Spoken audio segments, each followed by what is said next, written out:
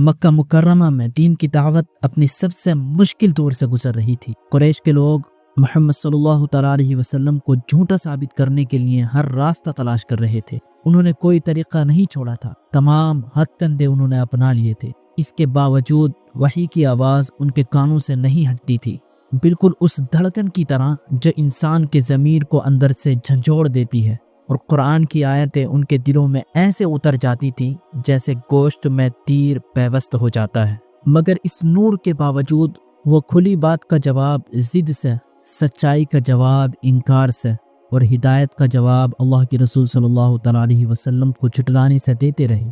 یہ قرآن محمد نے خود گڑھا ہے تھا۔ انہی دنوں ایک رات قریش کے کچھ بڑے سردار کعبے کے پاس جمع ہوئے اور نبی اکرم صلی اللہ تعالیٰ علیہ وسلم کے معاملے پر باتیں کرنے لگے۔ ان میں ابو جہل، ولید بن مغیرہ، عاص بن وائل اور قوم کے دوسرے بڑے لوگ شامل تھے۔ ان میں سے ایک نے دوسرے سے کہا، یہ محمد نبوت کا دعویٰ کرتا ہے اور کہتا ہے کہ اس پر آسمان سے وحی آتی ہے۔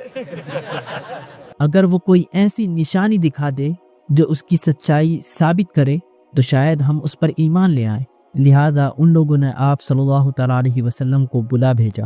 آپ صلی اللہ تعالیٰ علیہ وسلم ان کے پاس تشریف لائے۔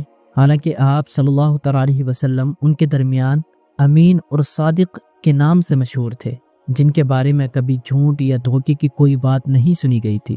تو انہوں نے آپ صلی اللہ تعالیٰ علیہ وسلم سے کہا، اے محمد، اگر تم واقعی اپنے رب کے بھیجے ہوئے رسول ہو تو ہمیں یہ چاند جو ہم دیکھ رہے ہیں اسے 2 ٹکڑوں میں تقسیم کر کے دکھاؤ۔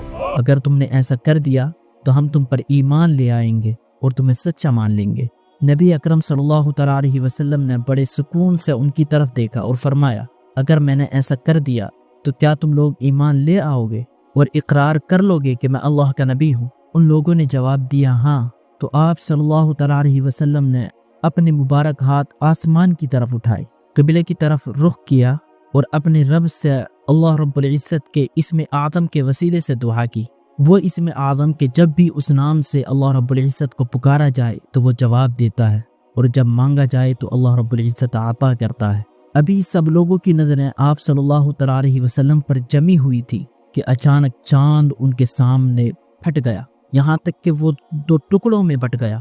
ایک ٹکڑا ابو قبیس پہاڑ پر اور دوسرا ٹکڑا قیقعان پہاڑ پر نظر آنے لگا، اور ان دونوں کے بیچ میں ہیرا کا پہاڑ بالکل صاف نظر آ رہا تھا۔ رات بالکل خاموش تھی اور چاندنی پورے آسمان پر پھیلی ہوئی تھی۔